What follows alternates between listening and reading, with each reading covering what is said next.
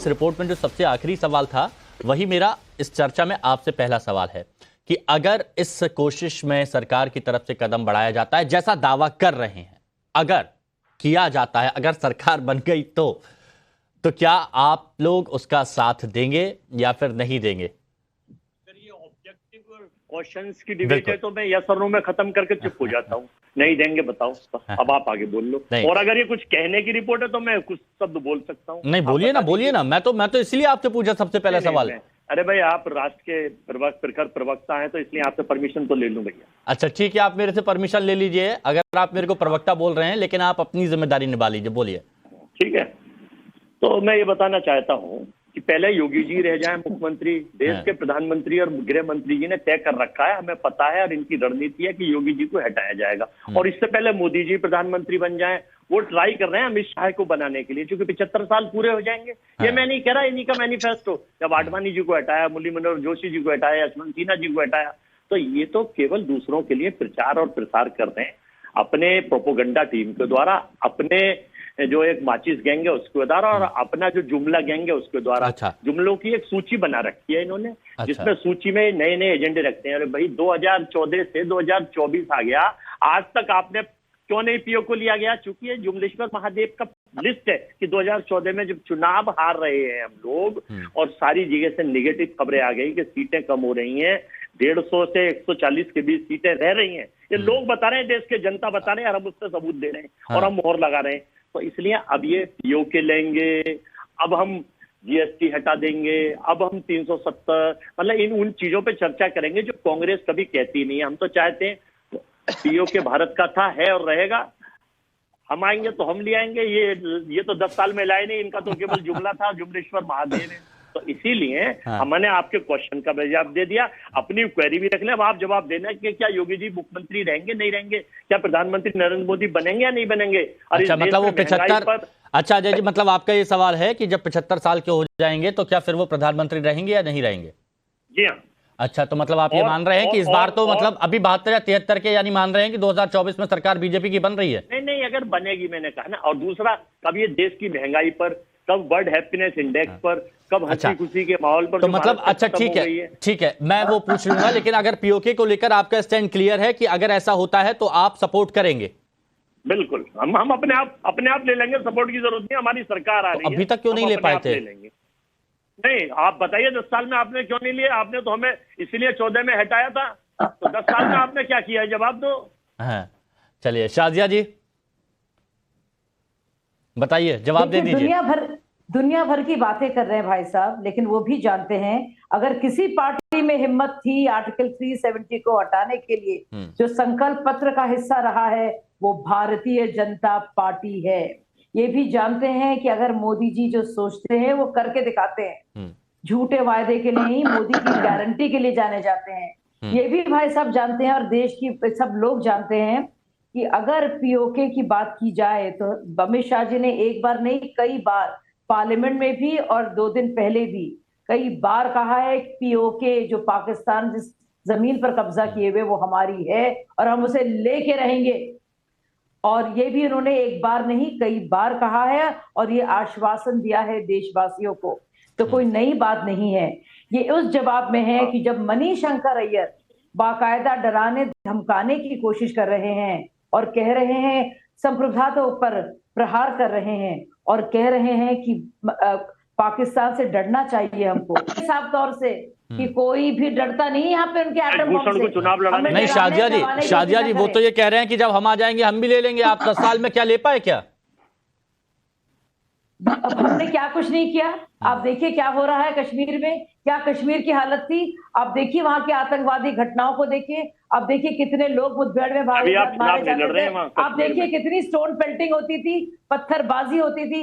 वो कश्मीर देखिए, आज का कश्मीर देखिए। और उसके बाद अब देखिएगा पीओके को क्या होता है वहां पे। और हमें डराने धमकाने की जरूरत ना करे कांग्रेस पार्टी। अच्छा ठीक है, बेचारे उल जलूल बोल रहे हैं बातें, इन्हें समझ में नहीं आ रहा है क्या हो रहा है। अच्छा वकार भट्टी साहब गैंग की मेंबर बोल रही है, एक और जुमलेश्वर गैंग की छोटी मेंबर बोल रही है।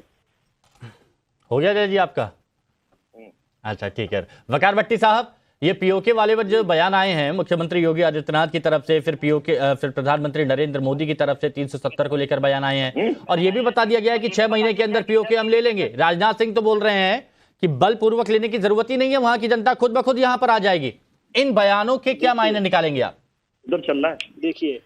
देखिए योगी बाबा को बोलिए जाकर ले लीजिए जनाब, हमने कब मना किया? कश्मीरी ने मना किया कि आप उस पार का कश्मीर जाइए जनाब, ये बिल्कुल जाइए, लाइए जनाब, हम भी आपका साथ देंगे, जिसने लाएंगे तो हम भी देखेंगे, अच्छी बात है। आज बात करनी है हमें कश्मीर में। आज देखिए, आज बीजेपी का एक वर्कर शोपियान के अंदर मारा गया है, उसको टारगेट किलिंग में मार दिया गया है।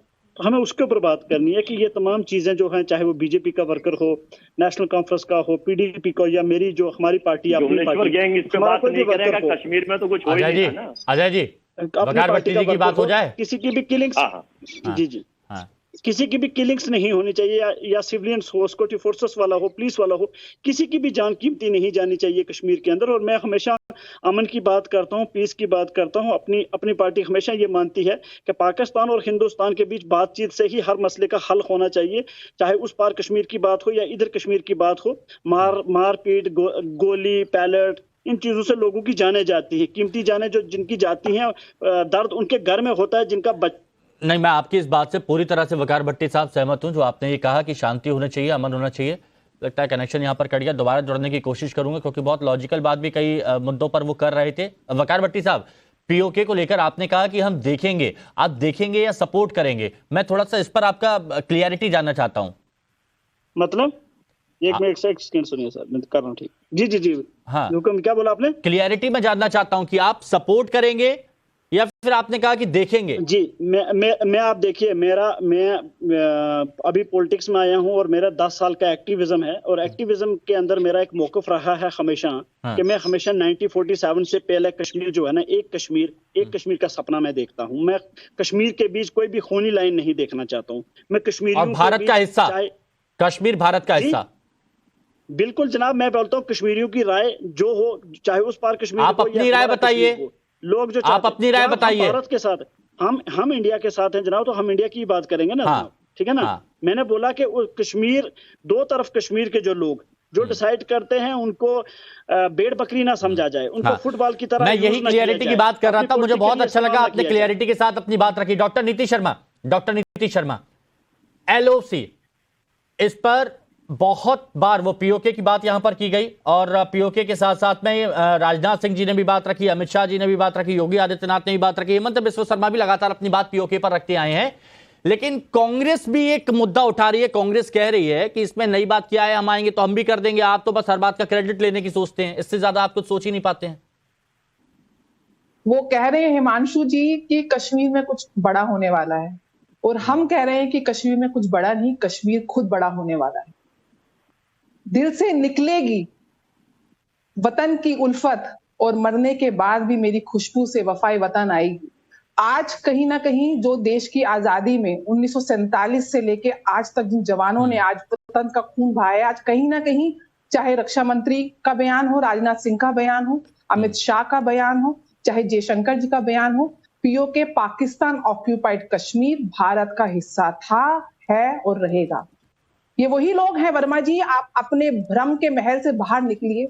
आप ही के लोग बोलते थे कि धारा 370 हट नहीं सकती है, मोदी जी चाहे 10 बार प्रधानमंत्री बन जाए, और आज धारा 370 हटी है, कश्मीर विकास की धारा से जुड़ा है, आज वहां पर विकास बह रहा है। और वहीं पाकिस्तान ऑक्यूपाइड कश्मीर में जाके देखिए कि किस प्रकार से जो मल्टीपल हाइड्रो प्लांट्स हैं, जो सबसे ज्यादा पाकिस्तान में बिजली उत्पादन करने वाला क्षेत्र है, उन्हीं लोगों को महंगी बिजली मिल रही है। वही आटे को तरस रहे हैं। वहीं आज कश्मीर में बीपीएल कार्ड के माध्यम से 20 किलो आटा एक परिवार को फ्री मिल रहा है। आज वोट अगर हमारे पास मतदान हुआ है तो 1996 के बाद मैक्सिमम 38% के साथ कश्मीर की जनता ने देश के साथ अपना मतदान दिया है।